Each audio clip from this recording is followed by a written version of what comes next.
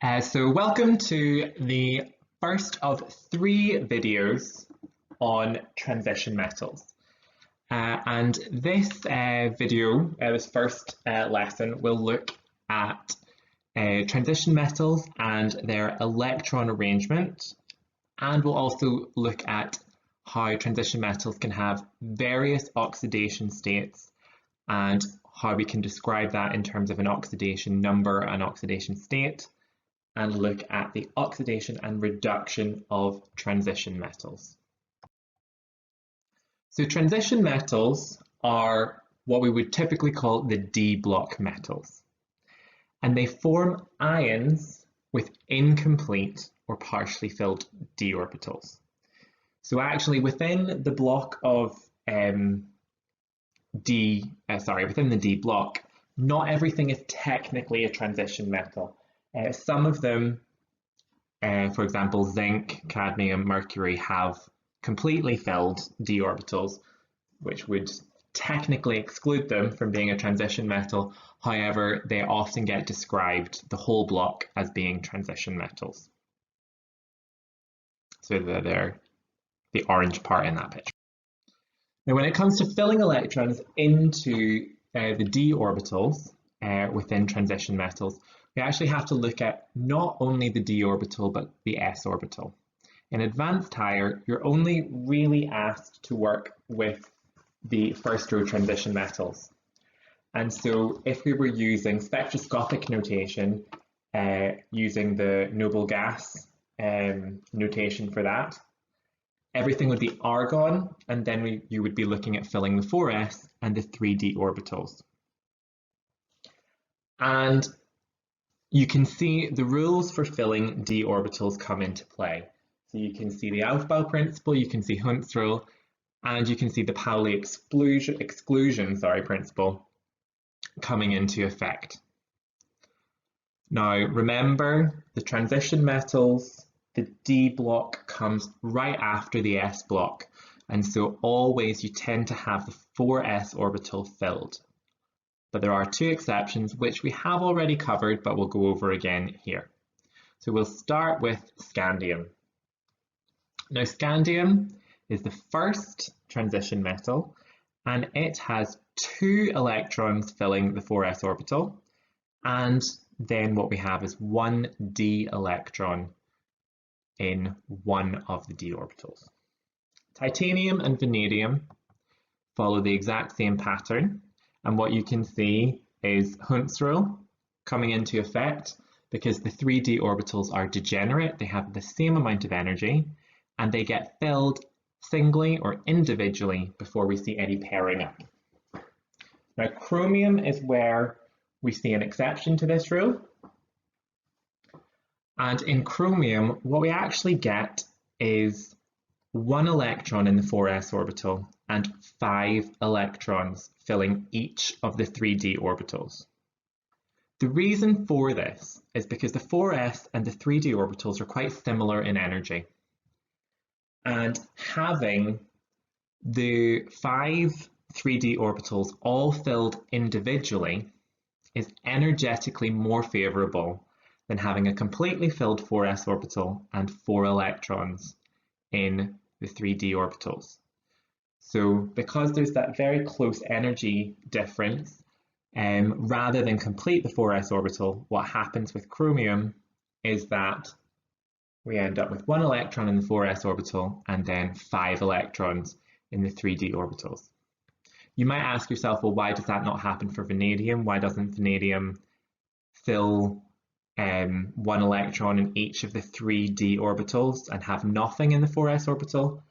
That's because it's just the difference in having nothing in the 4s orbital compared to having 1 in the 4s orbital. It's much less stable to have nothing in the 4s orbital than 1 electron in the 4s orbital. So that's why it doesn't happen with vanadium. And then manganese goes back to our normal system, 2 electrons in the 4s orbital and 5 electrons, 1 in each of the 3d orbitals. What we see happening for the second half of the first row of the transition metals is we just start to see pairing up of electrons. So in iron, we have 2 electrons in the 4s orbital, and then we start to pair up. So the first of the 3d orbitals gets paired, the rest are single. Nickel and cobalt follow this pattern exactly, completely filled 4s orbital, and then just starting to pair up. Copper is where it gets to be an exception again. In this case, one of the electrons from the 4s orbital moves into the 3d orbital, so that we end up with a completed 3d orbital. And again, that's because having a completely filled 3d orbital is actually more energetically stable, more energetically favorable than having an incomplete set of 3d orbitals, but a complete 4s orbital. A full set of 3d orbitals is more stable than not, essentially. And zinc, what we have is everything paired up.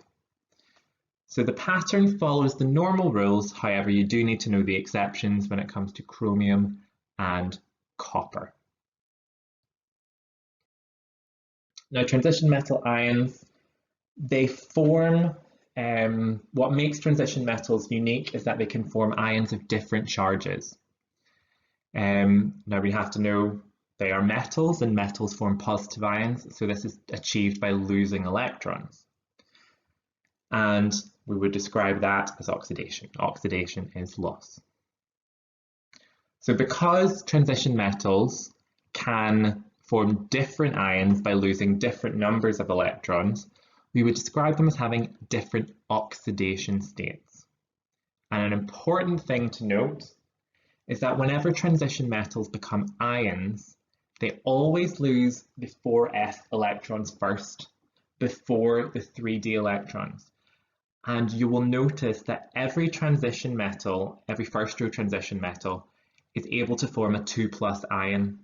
When it forms a 2+ ion, what happens in the case of most of them is that they're losing 2 electrons from the 4s orbital.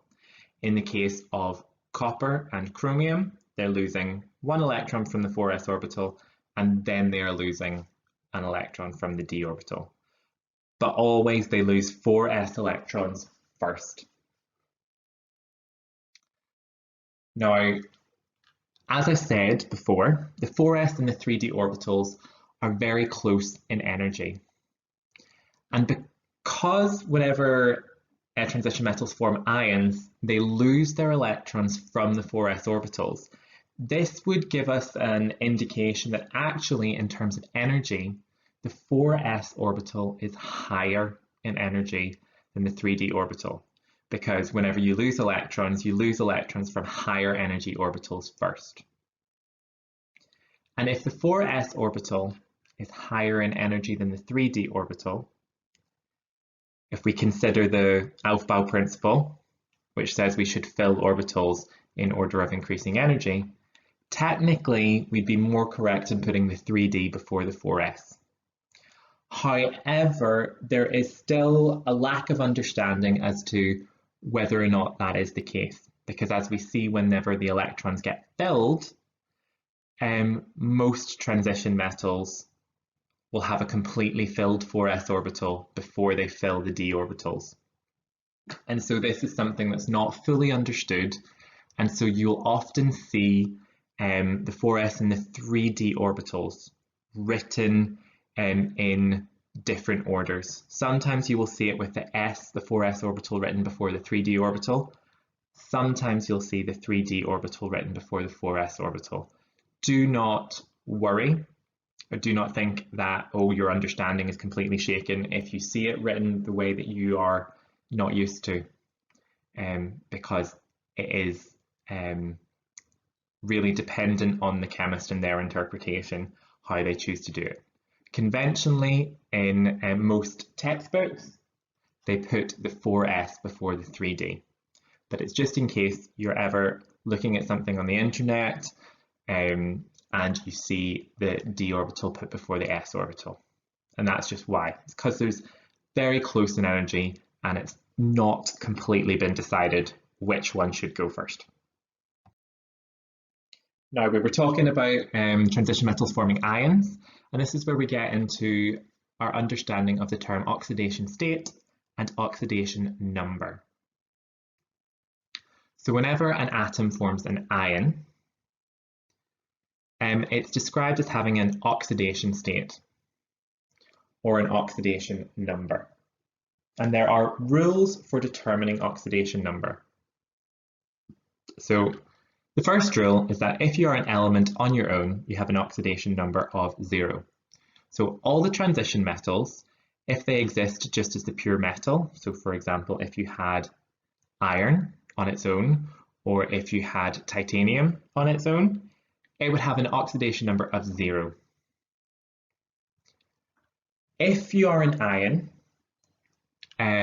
made just of one element and you have a charge, so for example, if you were an Na plus, a sodium plus ion, your oxidation number is equal to your charge. So a sodium plus ion would have a charge of +1, an oxidation number, sorry, of +1. If you are a magnesium ion and you're a magnesium 2+ ion, your oxidation number is +2. It also works for negative charged things as well. So an oxygen atom has a charge as an oxide ion of 2-, and its oxidation number would be -2. So be aware whenever we're describing oxidation number, we put the sign before the number, but when we're describing charge, we put the number before the sign. So there we just have examples. An Fe2+ ion has an oxidation number of 2 or +2, and the sulfide ion S2- has an oxidation number of -2. Whenever we have a molecule or we have an ion that's made of multiple atoms, the sum of all the oxidation numbers of each atom add up to the total charge of the compound or ion. So for example, a water molecule is overall neutral. The oxygen is described as having an oxide, which is 2-, and each of the hydrogens having a +1. So 2 times +1 with then a -2 equals 0. So that always comes to being the case. And there are certain atoms or ions that always have fixed oxidation numbers. Transition metals are not like that.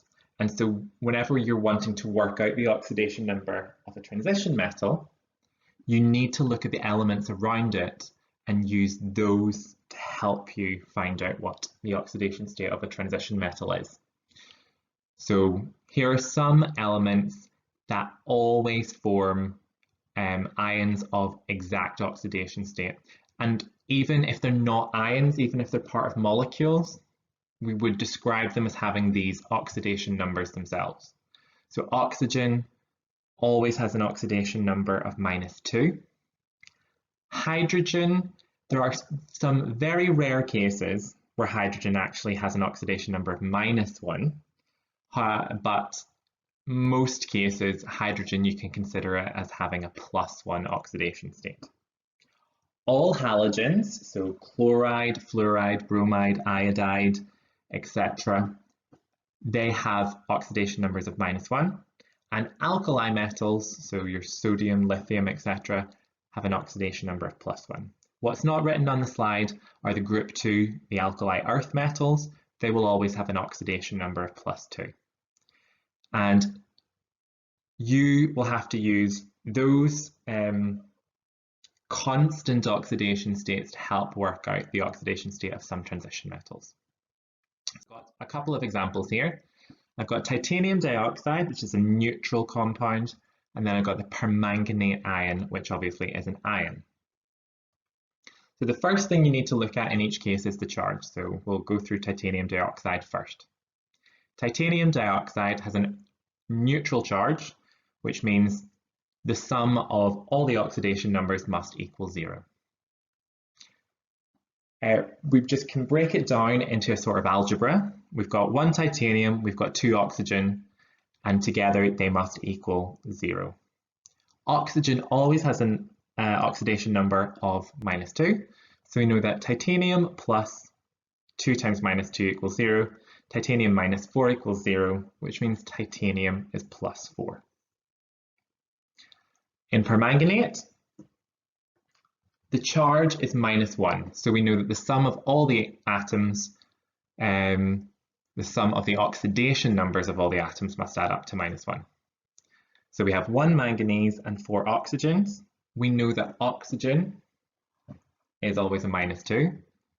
So manganese minus 8 equals minus 1, and so manganese ends up with a plus 7 oxidation state. So what we've got here are a set of examples for you to try. So in each case, work out the oxidation state of sulfur. So sulfide is just sulfur on its own. The other 4, B, C, D, and E, are all found in the data booklet on the on the table at the top of page 21. So what I'd like you to do now is pause this video and have a go at working out the oxidation state of sulfur in each of these examples. And then whenever you resume the video, I'll start the answers.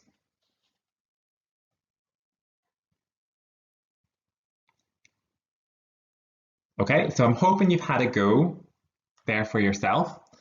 Here are the answers. So sulfide, it's S2 minus because it's a group 6 element. And because there's only one atom in there, the oxidation number is equal to the charge, so it's minus 2. Sulfite, the formula is SO3 2 minus, and that means that sulfur must have an oxidation number of plus 4. Sulfate, SO4 2 minus, well, you can see the only difference is an extra oxygen. And in order to balance that out, sulfur needs an oxidation state of plus 6. Hydrogen sulfide, which is HSO3 minus. In this case, what we have got is sulfur with an oxidation state of plus 4. And thiosulfate, S2O3 2 minus, has sulfur with an oxidation state of plus 2. So you can see that it's not only transition metals that can have lots of different oxidation states, and that's something to be cautious of. So I'm hoping that you were able to get all of those. So transition metal compounds form colored compounds, and the reason why they form colored compounds we'll get into in more detail later on. But the color changes in compounds depending on the oxidation state. So copper in some of these compounds at the top, they're all sort of shades of blue or green, that's common for copper. But in some of these, copper may be 2+ and some of them 1+.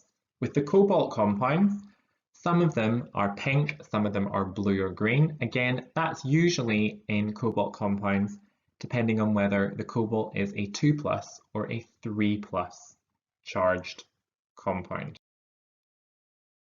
The transition metal compounds, they change color as they change oxidation state. Some of the colors are very, very, very distinct. So manganese at the bottom left of the colored ones, manganese 2+ is a really, really pale pink. Often if you see the manganese 2+ solution, you'd say it's colorless. That's how pale it is.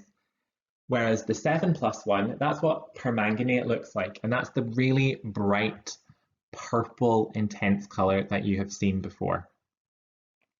Moving to the next one along, iron.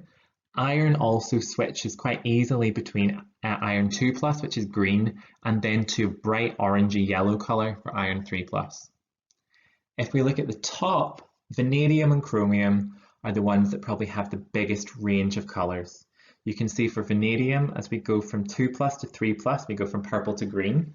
And then we go again from 3+ to 4+, we go to blue, and then we go to yellow. And with chromium, we can go from blue to green to orange. And some of these ones at the bottom, cobalt, nickel, and copper. Cobalt 3+ is a more green color in solution. Nickel tends to always be green. It doesn't form a lot of different oxidation states actually. and copper, usually in solution, is a 2+ ion and it looks very blue. However, as we saw in the previous slide, whenever it solidifies or crystallizes, it can form lots of different colors. Now, whenever we're talking about transition metals, at changing oxidation state, what we're looking at and what we're talking about are redox reactions. Now, whenever we talk about oxidation in relation to transition metals, what we're looking for is an increase in oxidation number. So previously, you've encountered lots of different definitions of oxidation. So you would have had oxidation as loss of electrons. You would have seen oxidation is addition of oxygen, and oxidation is removal of hydrogen. Well, now we've got another definition of oxidation, and that is an increase in oxidation number. And if oxidation is an increase in oxidation number, reduction is a decrease in oxidation number. And so you can use the oxidation number to work out which process has happened to a chemical. Usually these questions focus on one particular atom within a compound rather than the compound as a whole, and it's typically a transition metal. So for example, here it's obviously not a balanced equation, but we can see that iron 3+ going to iron trichloride going to iron dichloride, the oxidation number has gone from 3 to 2, which represents a reduction. Here we've got copper oxide, that would be copper 1 oxide, going to copper sulfate, so that would be a neutralization reaction. Oxidation number is going from 1 to 2, and that represents an oxidation. And manganese in the form of permanganate going to the manganese 2+ ion is oxidation number 7 going to 2, which represents a reduction. So often you're looking at one atom in a compound on either side of an equation, and you'll be asked to say, has oxidation or reduction happened? General rules for transition metals and transition metal compounds in relation to oxidizing and reducing agents are that if the transition metal has a high oxidation number, it's a good oxidizing agent. So for example, on the electrochemical series, which I'm just looking up now to find out what page it is in the data booklet for you, apologies, which is on page 12 in the higher data booklet. You can see near the bottom, which we know are the good oxidizing agents, or oxidation agents, or oxidizing agents, we can see that dichromate and permanganate are near the bottom. The reason they're near the bottom is because they have high oxidation number and they are easily reduced because they are so oxidized. So they will easily be reduced and as a consequence oxidize other things. Now you can probably imagine that if having a high oxidation number makes you a good oxidizing agent, having a low oxidation number will make you a good reducing agent. And so if you look, all of the good reducing agents, which are the things in the top right-hand side of the electrochemical series, are things like lithium, cesium, rubidium. All of them have an oxidation state of 0 because they're elements. And they are easily oxidized and as a consequence will reduce other things. So the rule is high oxidation number makes you a good oxidizing agent, low oxidation makes you a good reducing agent. There's not a real exact science, there's no such thing as if you have an oxidation number above this, you are an oxidizing agent. If it's below this, you are a reducing agent.